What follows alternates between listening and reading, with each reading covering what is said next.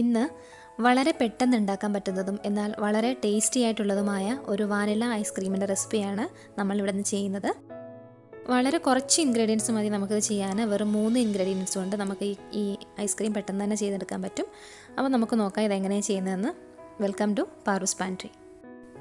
Ice cream mix prepare ചെയ്യുന്നതിന് മുമ്പായിട്ട് തന്നെ നിങ്ങൾ മിക്സ് ചെയ്യാനെടുക്കുന്ന ബൗളും ബീറ്റ് ചെയ്യാനെടുക്കുന്ന ബീറ്ററിൻ്റെ ബ്ലേഡ്സ് ഉണ്ടല്ലോ അതും, അതുപോലെ തന്നെ ഏത് സ്പാച്ചുലയാണോ തവിയാണോ എന്തെന്ന് വെച്ചാൽ നിങ്ങൾ മിക്സ് ചെയ്യാൻ എടുക്കുന്നത് ആ തവിയും നിങ്ങളൊരു 15 മിനിറ്റ് ഒന്ന് ഫ്രീസറിൽ ഒന്ന് സെറ്റ് ചെയ്യാൻ വെക്കണം, അതായത് ഒന്ന് തണുക്കണം നന്നായിട്ട്. അതുപോലെ തന്നെ വിപ്പിംഗ് ക്രീമാണ് നമ്മൾ എടുക്കുന്നത്. ആ വിപ്പിംഗ് ക്രീമും ഫ്രിഡ്ജിൽ തന്നെ സൂക്ഷിക്കുക, ആ സമയത്ത് എടുത്താൽ മതി. ഞാനിവിടെ എടുത്തിരിക്കുന്നത് അൽമറയുടെ വിപ്പിംഗ് ക്രീം ആട്ടോ. ഇതൊരു 250 ml ഉള്ളൂ, ചെറിയൊരു ക്വാണ്ടിറ്റിയാണ് ഞാൻ കാണിക്കുന്നത്. 250 ml എന്ന് പറയുമ്പം ഏകദേശം 1 കപ്പ് വരും. അപ്പം ഇത് നമുക്ക് ബോളിലേക്ക് ആദ്യം ഒന്ന് ഒഴിച്ചു കൊടുക്കാം. അപ്പോൾ ബോൾ നിങ്ങൾ കുറച്ച് കുഴിവുള്ളതും കുറച്ചൊരു വലിപ്പമുള്ള ബോൾ തന്നെ എടുക്കുക, കാരണം നമ്മൾ മിക്സ് ചെയ്യുമ്പോൾ തെറിച്ച് പോകരുത്, ലിക്വിഡ് തെറിച്ച് പോകാൻ പാടില്ല. അതുപോലെ തന്നെ മിക്സിങ് ബോളെന്ന് പറയണതും നിങ്ങൾ ഗ്ലാസ് ബോൾ എടുക്കാൻ നോക്കുക. അതല്ല സ്റ്റീലായാലും കുഴപ്പമില്ല, പക്ഷേ പ്ലാസ്റ്റിക് ഞാൻ സജസ്റ്റ് ചെയ്യുന്നില്ല. ഗ്ലാസ് ബോളാണ് കുറച്ച് നല്ലത്, അപ്പം നല്ലതായിട്ട് മിക്സ് ചെയ്ത് വരും എന്നാണ് പറയുന്നത്. ഓക്കെ, അപ്പം നമുക്കിതൊന്ന് മിക്സ് ചെയ്തെടുക്കണം. അപ്പോൾ മിക്സ് ചെയ്യാൻ വേണ്ടിയിട്ട് നിങ്ങൾ ഹാൻഡ് മിക്സർ തന്നെ യൂസ് ചെയ്യാൻ നോക്കുക. അതല്ല സ്റ്റാൻഡ് മിക്സർ ഉണ്ടെങ്കിൽ സ്റ്റാൻഡ് മിക്സർ യൂസ് ചെയ്യുക. അതായത് തവി കൊണ്ടോ വിസ്ക് കൊണ്ടോ ഒന്നും ഇതത്ര ശരിയായി വരത്തില്ല. അപ്പം നമുക്കൊരു ഹാൻഡ് മിക്സർ വെച്ചിട്ട് ഇത് നന്നായിട്ടൊന്ന് ബീറ്റ് ചെയ്യണം. ബീറ്റ് ചെയ്യുന്ന ടൈം ഞാൻ കറക്റ്റായിട്ട് പറയുന്നില്ല, കാരണം നമ്മളുടെ ആ അറ്റ്മോസ്ഫിയറിൻ്റെ ടെമ്പറേച്ചറും നിങ്ങൾ എടുത്തിരിക്കുന്ന ഈ പാത്രത്തിൻ്റെയും ഇതിൻ്റെയൊക്കെ ടെമ്പറേച്ചർ ഇതിൻ്റെ ഒരു ഫാക്ടറാണ്. എന്തായാലും ഒരുപാട് സമയമൊന്നും എടുക്കില്ല. അപ്പോൾ നമുക്ക് സ്റ്റാർട്ട് ചെയ്യാം. സ്റ്റാർട്ട് ചെയ്യുമ്പോൾ തന്നെ ആദ്യം തന്നെ നിങ്ങൾ ലോ സ്പീഡിൽ സ്റ്റാർട്ട് ചെയ്യുക. ആദ്യത്തെ ഇപ്പോൾ ഫസ്റ്റ് സെക്കൻഡ് എന്നുള്ളൊരു ഉണ്ടായിരിക്കുമല്ലോ നമ്മുടെ ബീറ്ററിന്.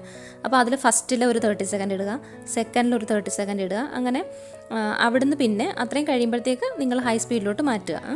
അങ്ങനെ ഹൈ സ്പീഡിൽ നമ്മൾ അത് ബീറ്റ് ചെയ്യുക. അതായത് ആ ഒരു നമ്മുടെ മിൽക്ക് വിപ്പിംഗ് ക്രീം എന്ന് പറയുന്നത് കുറച്ചൊരു തിക്കാവുന്ന അതിൻ്റെ ആ ലിക്വിഡിൻ്റെ ആ ഒരു ഫ്ലോ കുറച്ച് കുറയുന്നൊരു സമയം വരെ ഹൈ സ്പീഡിൽ നിങ്ങൾ മിക്സ് ചെയ്യുക. അതുപോലെ തന്നെ ഈ വിപ്പിംഗ് ക്രീം എന്ന് പറയുന്നത് ഭയങ്കര സെൻസിറ്റീവാണ്. അപ്പം നിങ്ങൾ മിക്സ് ചെയ്യുമ്പോൾ എപ്പോഴും ഒരു ഡയറക്ഷനിൽ തന്നെ അത് മിക്സ് ചെയ്യാൻ നോക്കുക കേട്ടോ. ഒന്നിൽ ഇങ്ങനെ ഇതൊന്ന് ചെറുതായിട്ട് കറക്കിയെടുക്കുക.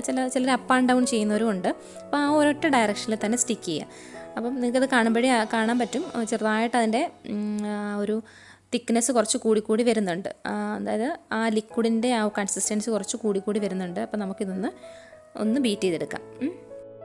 ഇപ്പോൾ കുറച്ച് സമയം കൂടെ കഴിഞ്ഞിട്ടുണ്ട്. അപ്പോൾ നമുക്ക് കാണുമ്പോഴേ അറിയാൻ പറ്റും കുറച്ചുകൂടെ തിക്കായിട്ടുണ്ട്. ഒരു സോഫ്റ്റ് പീക്ക് വരെയാണ് നമുക്ക് വേണ്ടത്.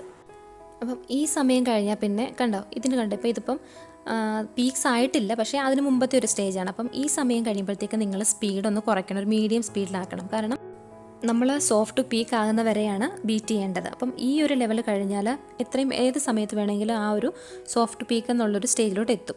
അതുകൊണ്ടാണ് നമ്മൾ സ്പീഡ് കുറച്ച് ചെയ്യണമെന്ന് പറയുന്നത്. അതുപോലെ തന്നെ നിങ്ങൾ ഈ സ്റ്റിഫ് പീക്ക് ആവുന്ന വരെ വെയിറ്റ് ചെയ്യരുത്, അതിന് മുന്നേ തന്നെ നമ്മളിത് നിർത്തണം. അത് ഞാൻ കാണിച്ചു തരാം. കാരണം നമ്മൾ സ്റ്റിഫ് പീക്ക് ആയി കഴിഞ്ഞാൽ അതെന്ന് പറഞ്ഞാൽ അത് മാക്സിമമാണ്. അത് കഴിഞ്ഞ് കഴിഞ്ഞാൽ ആ ഒരു ലെവൽ കഴിഞ്ഞാൽ ഇതിങ്ങനെ പിരിഞ്ഞിട്ട് ഒരു പാൽപ്പാടയുടെയൊക്കെ ടേസ്റ്റ് വരും. അപ്പോൾ അതെന്തായാലും ഐസ്ക്രീമിന് കൊള്ളില്ല. അപ്പോൾ അതുകൊണ്ടാണ് നിങ്ങൾ ആദ്യമായിട്ട് ചെയ്യുന്നവരാണെങ്കിൽ ഒരുപാട് ബീറ്റ് ചെയ്ത് സ്റ്റിഫ് പീക്ക് ആവുന്ന വരെ വെയിറ്റ് ചെയ്യരുത്.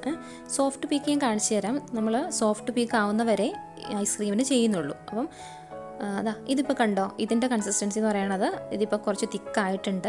ഇതിൻ്റെ പീക്സ് ഞാൻ കാണിച്ചു തരാം. ബീറ്റ് നിർത്തിയിട്ട് നമ്മളിങ്ങനെ എടുക്കുമ്പോൾ കണ്ടോ പീക്സ് ഇങ്ങനെ പൊങ്ങി വരുന്നുണ്ട്. എന്നാൽ ഒരുപാട് കട്ടിയുള്ള പീക്സ് അല്ല. അപ്പം നമുക്കിനിയും ഒന്ന് ബീറ്റർ നിർത്തിയിട്ട്, അപ്പം ഞാൻ ബീറ്റർ ഒന്ന് കറക്കിയെടുത്തു ആ എക്സസ് ആയിട്ടുള്ളതൊക്കെ ഒന്ന് പോകാൻ വേണ്ടിയിട്ട്. എന്നിട്ട് നമുക്ക് സൈഡിലുള്ള ക്രീമൊക്കെ ഒന്ന് വടിച്ച് ശരിയാക്കാം. അപ്പം ഞാൻ ബീറ്ററൂടെ ഒന്ന് വടിച്ച് മാറ്റുന്നുണ്ട്, കാരണം ഞാൻ ആകെ 250 ml എടുത്തിട്ടുള്ളൂ. അപ്പോൾ വെറുതെ കളയണ്ട. അപ്പോൾ ഞാനതൊന്ന് വടിച്ച് ഇങ്ങനെ എടുക്കാം. ഇപ്പം നമ്മളിങ്ങനെ വടിക്കുമ്പോൾ തന്നെ കണ്ടോ, അത് നമ്മൾ എങ്ങനെയാണോ അത് നിർത്തുന്നത് അതേ ഒരു ലെവലിൽ തന്നെ ക്രീം നിൽക്കുന്നുണ്ട്. അതായത് അതിൻ്റെ കറക്റ്റ് കൺസിസ്റ്റൻസിയാണ്. അപ്പോൾ നമ്മൾ ആകെ 3 ഇൻഗ്രീഡിയൻസ് ആണ് അതിൽ. വിപ്പിംഗ് ക്രീം നമ്മൾ ഓൾറെഡി ചേർത്തു. പിന്നുള്ളത് മധുരത്തിനുള്ള കണ്ടൻസ്ഡ് മിൽക്കാണ്.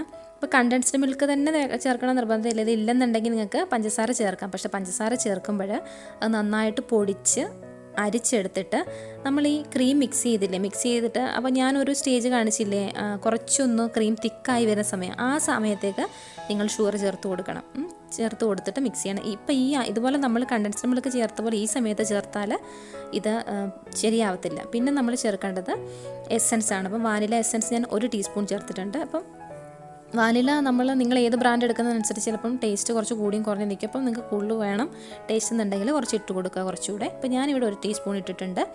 എന്നിട്ട് ഇങ്ങനെ സോഫ്റ്റായിട്ട് ഇത് മിക്സ് ചെയ്യണം കേട്ടോ. സോഫ്റ്റായിട്ട് മിക്സ് ചെയ്യുക. ഇത് ഈ ഒരു മിക്സിങ്ങും കൂടെ വരുന്നതുകൊണ്ടാണെന്നാണ് ഞാൻ പറഞ്ഞത് നമ്മൾ സോഫ്റ്റ് പീക്ക് ആകുമ്പോൾ തന്നെ ഇത് നിർത്തണം. കാരണം ഈ ഒരു മിക്സിങ് ഇത് ഇങ്ങനെ മിക്സ് ചെയ്യുന്നത് തന്നെ വളരെ സോഫ്റ്റായിട്ടേ മിക്സ് ചെയ്യാൻ പാടുള്ളൂ. പെട്ടെന്ന് സ്പൂണിട്ട് ഇങ്ങനെ കറക്കിയെടുക്കാൻ പാടില്ല കേട്ടോ. അപ്പം അങ്ങനെയൊക്കെ ചെയ്താൽ ഈ വിപ്പിംഗ് ക്രീം ഞാൻ പറഞ്ഞല്ലോ ഭയങ്കര സെൻസിറ്റീവാണ്. പെട്ടെന്ന് അതിൻ്റെ ടെക്സ്ചർ അങ്ങ് മാറിപ്പോകും, ടേസ്റ്റൊക്കെ അങ്ങ് മാറും. അപ്പോൾ നമ്മൾ വളരെ സോഫ്റ്റായിട്ട് ഒന്ന് കട്ട് ആൻഡ് ഫോൾഡ് ചെയ്ത് പെതുക്കെ ഈ നമ്മുടെ കണ്ടൻസ്ഡ് മിൽക്കും വാനിലയും ഒന്ന് മിക്സ് ചെയ്തെടുക്കണം. അപ്പോൾ ഞാൻ ടേസ്റ്റ് നോക്കിയപ്പം കുറച്ച് കുറവാണ് മധുരം. അപ്പം ഈ 1/2 കപ്പ് കണ്ടൻസ്ഡ് മിൽക്കാണ് ഞാൻ എടുത്തിരിക്കുന്നത്. ഈ 1/2 കപ്പ് കണ്ടൻസ്ഡ് മിൽക്ക് എന്ന് പറയുന്നത് ഈ 1 കപ്പ് വിപ്പിംഗ് ക്രീമിന് കറക്റ്റാണ്. ഒത്തിരി കൂടുതലുമല്ല കുറവുമല്ല. അപ്പോൾ നമുക്ക് ഇതുകൂടെ ഒന്ന് ചേർത്ത് ചെറുങ്ങനെ ഒന്ന് മിക്സ് ചെയ്തെടുക്കാം വളരെ സോഫ്റ്റായിട്ട്. പിന്നെ ഞാനിതിനകത്തൊരു നുള്ള് വളരെ കുറച്ച് ഉപ്പൂടെ ചേർത്തിട്ടുണ്ട്. അപ്പം ഞാനത് കാണിക്കാൻ വിട്ടുപോയി. അപ്പോൾ അതുകൂടെ ചേർത്ത്, കാരണം മധുരമല്ലേ, നമ്മൾ ഐസ്ക്രീമിൻ്റെ മധുരം ഒന്ന് ബാലൻസ് ചെയ്യാൻ വേണ്ടിയിട്ടാണ് നമ്മൾ ലേശം ഉപ്പൊന്ന് ചേർത്ത് കൊടുക്കുന്നത്. ചേർത്ത് കൊടുത്ത് നമുക്ക് ഒന്ന് ഇളക്കിയെടുക്കാം. അപ്പോൾ ഇത്രയേ ഉള്ളൂ കാര്യം. നമ്മൾ ഒരു 5 മിനിറ്റ്സിനുള്ളിൽ ഇതിനകത്ത് നമുക്ക് ബീറ്റിങ്ങും കാര്യങ്ങളും എല്ലാം നടക്കും. അപ്പം നന്നായിട്ട് മധുരമൊക്കെ എല്ലായിടത്തും എത്തത്തക്ക രീതിയിൽ മിക്സ് ചെയ്തിട്ട് നമുക്കിതൊരു ബോളിലോട്ട് മാറ്റണം. അത്രയേ ഉള്ളൂ. അപ്പോൾ നമുക്കിനി ഒരു ബോളിലോട്ട് ട്രാൻസ്ഫർ ചെയ്യാം. ഇതിൻ്റെ കൺസിസ്റ്റൻസി കണ്ടത് സോഫ്റ്റ്, വളരെ സ്മൂത്താണ്. അപ്പം ഇങ്ങനെ പിരിഞ്ഞൊരവസ്ഥ വരിക എന്ന് പറഞ്ഞാൽ അന്നേരം നമുക്കിതിൻ്റെ ഇത്രയൊരു സ്മൂത്ത്നെസ് ഉണ്ടാവില്ല ക്രീമിന്. അപ്പം അതിന് മുന്നേ നമ്മൾ സ്റ്റോപ്പ് ചെയ്യണം. അപ്പം ഇതാണ് കറക്റ്റ്. അപ്പം ഇനി നമുക്കിതൊരു പാത്രത്തിലോട്ട് മാറ്റാമേ. ഞാനിവിടെ ഒരു ചെറിയൊരു പ്ലാസ്റ്റിക് ബോളാണ് എടുത്തിരിക്കുന്നത് കേട്ടോ. അപ്പോൾ നിങ്ങൾ എയർ ടൈറ്റ് ബോളുണ്ടെങ്കിൽ അത് തന്നെ എടുക്കാൻ നോക്കുക. കാരണം ഇതിപ്പോൾ നമ്മൾ ഈ ബോളിനകത്ത് വെച്ചിട്ട് ഇത് കവർ ചെയ്ത് ഫ്രീസറിൽ വെക്കുകയാണ് ചെയ്യുന്നത്. ഫ്രീസറിലെന്ന് വെച്ചാൽ ഇത് ഒരു 6 to 8 hours മിനിമം ഇതിനുള്ള സെറ്റിംഗ് ടൈം കൊടുക്കണം കേട്ടോ.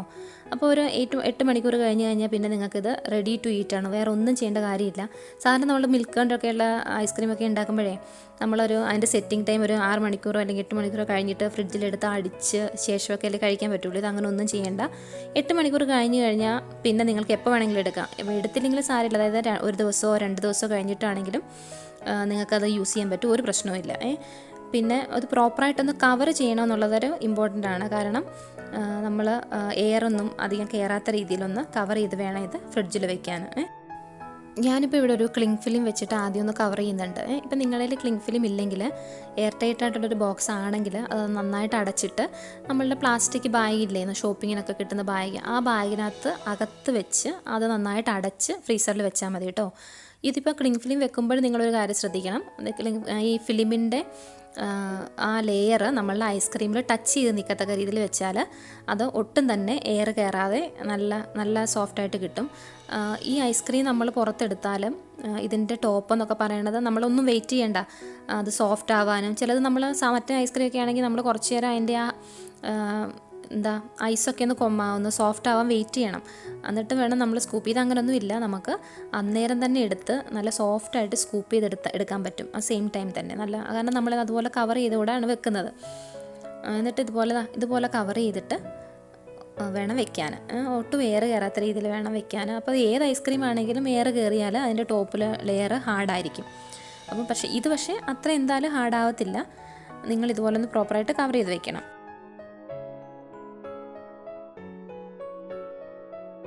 അതായത് കവർ ചെയ്തിട്ടുണ്ട്. ഇനി നമുക്കിത് ഫ്രിഡ്ജിൽ ഒരു മിനിമം 6 to 8 hours നമുക്ക് സെറ്റ് ചെയ്യാം. ഇതിപ്പോൾ ഞാൻ രാത്രി ചെയ്തിട്ട് രാവിലെയാണ് എടുക്കുന്നത് കേട്ടോ. അപ്പോൾ ഞാൻ ഇതിപ്പോൾ ഫ്രിഡ്ജിലോട്ട് വെക്കട്ടെ. ഇനി നമുക്ക് 8 hours കഴിഞ്ഞിട്ട് ഒന്ന് തുറന്ന് നോക്കാം. ഇതിപ്പം നെക്സ്റ്റ് ഡേ ആണ്. നമുക്ക് ഒന്ന് തുറന്ന് നോക്കാം. ഇതിപ്പം നിങ്ങളിപ്പം ഈ ആദ്യത്തെ പ്രാവശ്യം ഇത്രയും എടുത്ത് നല്ല കവർ ചെയ്തെല്ലാം വെച്ചു, സോഫ്റ്റ് ആയിരിക്കും. പക്ഷേ ഇതിപ്പം രണ്ട് നേരത്തേക്കോ അല്ലെങ്കിൽ പിന്നെ എടുത്തിട്ട് ബാക്കി തിരിച്ച് വെക്കുമ്പോഴും നിങ്ങൾ ഇതുപോലെ തന്നെ കവർ ചെയ്ത് വെക്കണം കേട്ടോ. അല്ലെങ്കിൽ നമ്മൾ പിന്നെ എടുക്കുമ്പോൾ ഒരു ടോപ്പ് ലെയർ ഹാർഡായി പോകും. അപ്പോൾ പിന്നെ നമ്മൾ ടോപ്പ് ലെയറിൻ്റെ സോഫ്റ്റ്നെസ്സിന് വേണ്ടി കുറച്ച് നേരം വെയിറ്റ് ചെയ്യുമ്പോഴത്തേക്ക് ഇൻസൈഡ് വീണ്ടും മെൽറ്റാവും. അപ്പോൾ അങ്ങനെ ഉണ്ടാവാതിരിക്കും നിങ്ങൾ എടുത്തിട്ട് ബാക്കി വെക്കുമ്പോഴും കവർ ചെയ്ത് വെക്കാൻ നോക്കുക. ഇതിപ്പം ഇങ്ങനെയാണ് ഇതിൻ്റെ ടെക്സ്ചർ. ഞാനിതിൻ്റെ കവറിങ് ഒക്കെ ഇത് മാറ്റി കാണിക്കാം. ഇതിപ്പോൾ നമ്മളിങ്ങനെ പ്രസ് ചെയ്യുമ്പോൾ തന്നെ സോഫ്റ്റാണ്.